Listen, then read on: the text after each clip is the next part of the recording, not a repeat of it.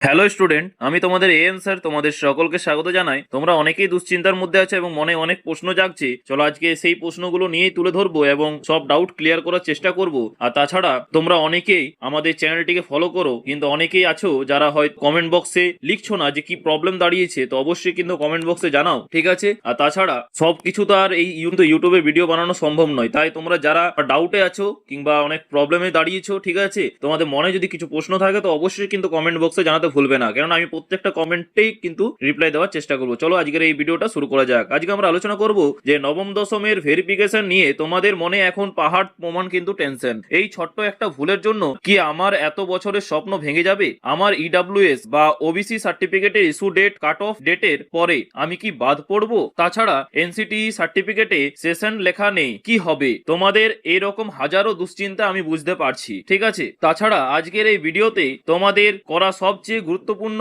কমেন্টগুলো একদম direct solution দেব, তাই কোনো ভনিতা নয়, ঠিক আছে, একদম পয়েন্ট টু পয়েন্ট কথা হবে। চলো শুরু করা যাক। এবং অফিসিয়াল আপডেট এবং একাদশ দ্বাদশের ভেরিফিকেশনের বাস্তব অভিজ্ঞতার ভিত্তিতে তোমাদের সমস্ত ডাউট ক্লিয়ার করব, তাই মন দিয়ে পুরোটা শোনো। আশা করছি ভিডিওটা দেখার পর তোমাদের অর্ধেক টেনশন কিন্তু এমনিতেই গায়েব হয়ে যাবে। আর তাছাড়াও কিছু প্রশ্ন থাকলে অবশ্যই কিন্তু কমেন্ট বক্সে জানাতে পারো। চলো শুরু করা যাক। প্রথম হচ্ছে ভেরিফিকেশনে কারা বাদ পড়ছে আর কারা নয়। দেখো, সরাসরি তোমাদের প্রশ্নের উত্তরে যাওয়ার আগে একাদশ দ্বাদশের ভেরিফিকেশন থেকে পাওয়া একটা ক্লিয়ার ধারণা তোমাদের দিয়ে রাখি। অনেকেই ভাবছো যে ছোটখাটো ভুলে হয়তো বাদ দিয়ে দেবে, তো বলে রাখি একদমই তা নয়, ঠিক আছে। যে সকল কারণে তুমি বাদ পড়বে না সেটা হচ্ছে নামের বানান বা ঠিকানায় ভুল থাকলে, ঠিক আছে। আর 2 হচ্ছে গ্র্যাজুয়েশন, পিজি বা বিএড নাম্বার বা পাশের সাল ভুল দিলে। আর 3 হচ্ছে ফাইনাল সার্টিফিকেটের বদলে শুধুমাত্র প্রভিশনাল সার্টিফিকেট থাকলে, এমনকি জয়নিং এর সময়ও ফাইনাল সার্টিফিকেট চাইবে না,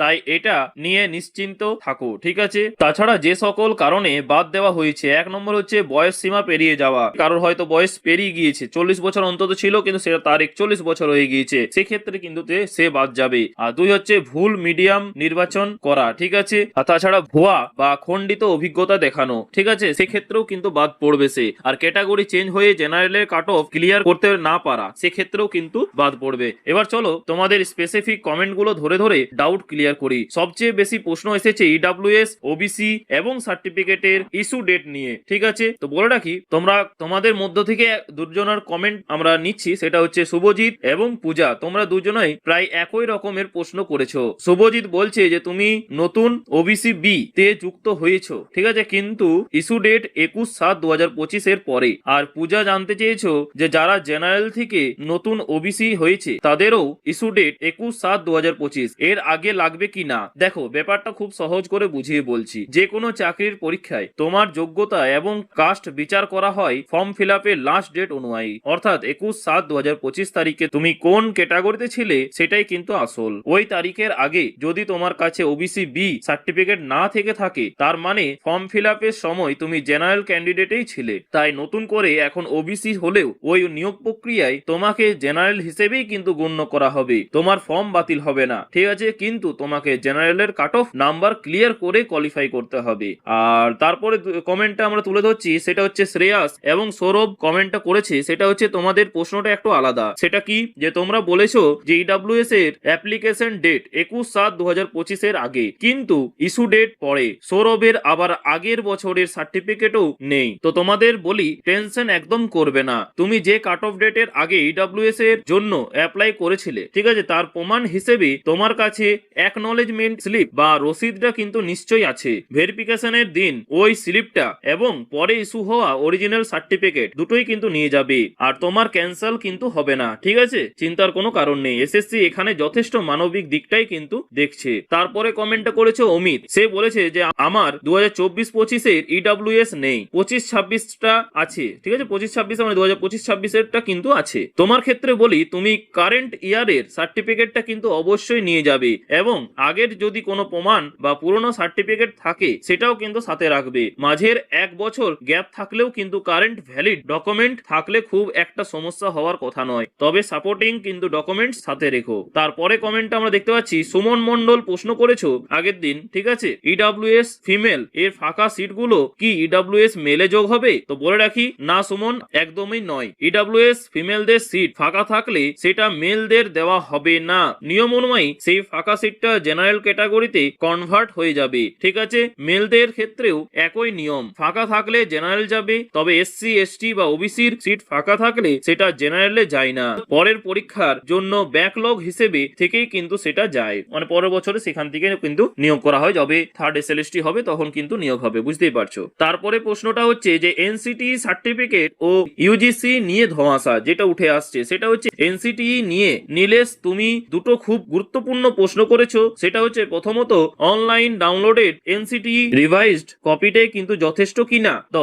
আর দ্বিতীয়ত তোমার ওটিপি আরএমএস থেকে বের করা সার্টিফিকেটের ইস্যু ডেট 31 ডিসেম্বর 2025, ঠিক, কিন্তু ইন্টিমেশন লেটারে বলা আছে যে সব ডকুমেন্টস 21/7/2025 এর আগের হতে হবে। আর নীলেশ তোমার এই ভয়টা কিন্তু অনেকেরই আছে, ঠিক আছে, দাদা হিসেবে বলছি শান্ত হও। প্রথমত অনলাইন থেকে ডাউনলোড করা এনসিটি রিভাইজড কপি একদম 100% ভ্যালিড, এতে প্রিন্সিপালের সই বা সিল না থাকলেও কিন্তু একাদশ দ্বাদশে কাউকে বাদ দেওয়া হবে না বা হয়নি, ঠিক আছে। আর দ্বিতীয় যে ভয়টা পাচ্ছ ইস্যু ডেট নিয়ে, ইন্টিমেশন লেটারের ওই ডেট লাইনটা 21/7/2025 তোমার শিক্ষাগত যোগ্যতা যেমন বিএড পাস করার সাল বা কাস্ট সার্টিফিকেটের জন্য প্রযোজ্য, এনসিটি ওটিপি আরএমএস এর সার্টিফিকেট জেনারেট করার ডেটের জন্য নয়, ঠিক আছে। তোমার বিএড সেশনে 2021-23 তুমি সেই সময়টাই বৈধভাবে বিএড করেছো, এটাই আসল। কবে ওয়েবসাইট থেকে কাগজ প্রিন্ট করেছো সেটা দিয়ে কিন্তু তোমার ভেরিফিকেশন আটকাবে না।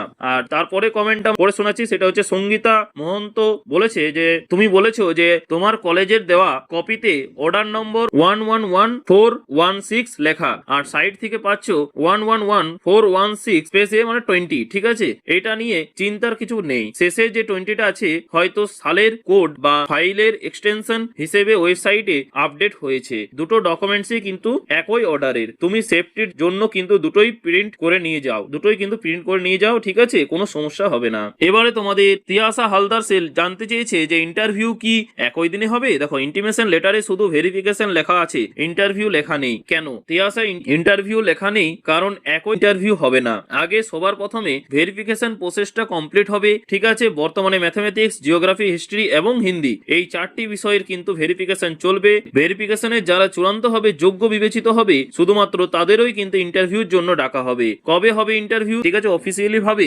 তোমাদের জানানো হয়েছে যে ডকুমেন্টস ভেরিফিকেশন এবং ইন্টারভিউ একই দিনেই হবে। এখনো পর্যন্ত কিছু বলা হয়নি, যদি কিছু আপডেট পায় তো অবশ্যই কিন্তু জানিয়ে দেওয়া হবে। তাছাড়া তোমাদের এখন কাজ হচ্ছে ডকুমেন্টস গুলো এখন ঠিকঠাক করা, ঠিক আছে, এবং ভেরিফিকেশনে ফোকাস করো এবং ইন্টারভিউর জন্য কিন্তু প্রিপারেশন নাও। আর শেষ করার আগে তোমাদের একটাই কথা বলবো, সেটা হচ্ছে যারা সত্যি যোগ্য, যাদের ডকুমেন্টস জেনুইন, তাদের ভয় পাওয়ার কোনো কারণ নেই। ছোটখাটো টাইপিং মিস্টেক বা এই ধরনের টেকনিক্যাল কারণে এসএসসি কাউকে বাদ দিচ্ছে না, মাথা ঠান্ডা রাখো। আর যে ডকুমেন্টস গুলো বললাম সেগুলো কিন্তু গুছিয়ে নিয়ে নির্দিষ্ট দিনে কনফিডেন্সের সাথে ভেরিফিকেশনে কিন্তু যাও, ঠিক আছে। আর তোমাদের যদি কিছু প্রশ্ন থাকে তো অবশ্যই কিন্তু কমেন্ট বক্সে জানাও, আমি প্রত্যেকটা কমেন্টে কিন্তু রিপ্লাই দেওয়ার চেষ্টা করি এবং প্রত্যেকটা রিপ্লাই দিও, তো অবশ্যই কিন্তু তোমরা কমেন্ট করবে। সব প্রশ্ন তো এই ভিডিওর মাধ্যমে কিন্তু জানানো সম্ভব নয়, যতগুলো সম্ভব সেগুলো কিন্তু আজকের এই ভিডিওতে কভার করলাম, ঠিক আছে। আজকে এই ভিডিওটা তোমাদের উপকারে আসলে অবশ্যই কিন্তু তোমাদের বন্ধুদের সাথে শেয়ার করে দেবে, যাতে তারাও এই ইনফরমেশনটা পেয়ে প্রচন্ড টেনশন থেকে মুক্ত হতে পারে, ঠিক আছে। আজকে এই পর্যন্তই, দেখা হচ্ছে পরের ভিডিওতে নতুন কোনো আপডেট নিয়ে, এবং তোমাদের কিছু প্রশ্ন থাকলে অবশ্যই কমেন্ট করে জানাবে, বারবার বলছে।